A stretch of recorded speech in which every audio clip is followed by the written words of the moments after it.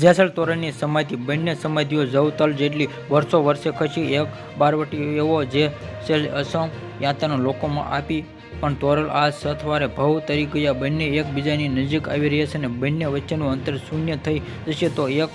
લોકો વાયકા બંને સમાધિઓ એક થઈ જશે ને તો દુનિયામાં તો પ્રલય નક્કી કહેવા આવે છે કે ગુજરાતમાં આ પ્રેમી પંખીડાઓ મોત બાદ એક થયા તો દુનિયામાં આવશે મોટો પ્રલય. કચ્છ એટલે કે સાહસિક અને શૂરવીરોનો ભૂમિ. આ ભૂમિ અને અનેક શૂરવીરો પેદા થાય છે અને અનેક ગાથા લખાય છે અને તેમાંથી એક ગાથા કે જેસલ તોરણની 14મી સદીનો